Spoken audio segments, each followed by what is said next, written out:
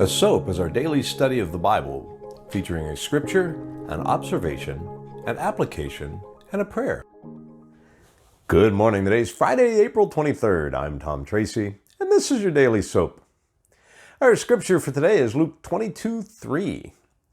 It says, "Then Satan entered into Judas Iscariot, who was one of the 12 disciples." The observation is, so you think it can't happen to you? And the application, there isn't a lot about the life of Judas Iscariot that we know. We know he was a disciple of Christ, one of the 12 from the inner circle who spent the most amount of time with him. He traveled with Jesus, he ate with him, he spent days, nights, weeks on end with him. And yet he fell away. The scripture says Satan entered into him. So how did that happen? Well, there's really no way for us to truly know. There's a number of different theories. Some believe that Satan physically took over and took control of Judas's body. Others say it was only his spirit that was taken over and Judas was still there. Still others say it was simply a temptation that was too strong for Judas to deny.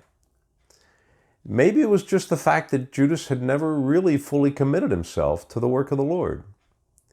Maybe there was that one small sin that he just wouldn't let go of, and that allowed Satan to get a foothold. You see, whatever it was, our enemy knew how to exploit it. And if it happened to one of the 12, what makes you certain that it can't happen to you? We've all seen spirit-filled, godly men fall away. We walk in confidence, sometimes too much confidence, and we know that we're saved, and I'm not bringing that into question, but do we know the point, or do we know to the point in which we get careless? Do we let our guard down and allow temptation to make a way into our life? Do we turn over everything we have to Christ, or do we hold a certain part back? Do we ensure that we've guarded against every possible way that the enemy can exploit us? How do we do that? In Disciple Christian Motorcycle Club, we have a tool that we call the 4 legs. Word and prayer time, worship music time, fasting, and giving of your time, talents, and treasures. What that means is you should spend time in the scriptures each day. Don't just read because it's something you do every morning. Read because you want to have that conversation with the Lord. Then have that conversation with the Lord.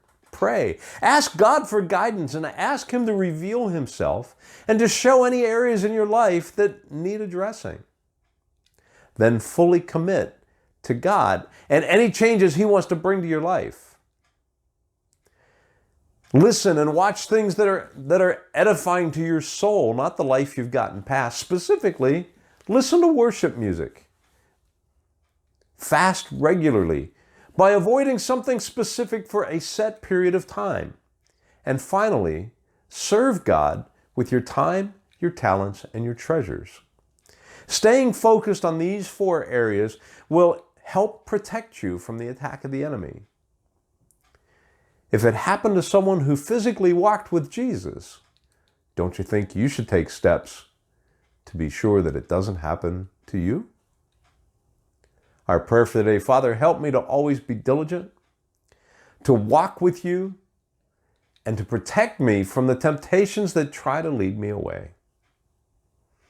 I trust that the Lord has spoken to you through this message today. If so, hit like and share and send it to a friend. Subscribe to the channel and we'll see you here again tomorrow. Have a great day. If you're new to the channel, go ahead and check us out. Surf around, and if you like what you see, do me a favor and mash that subscribe button and hit the bell.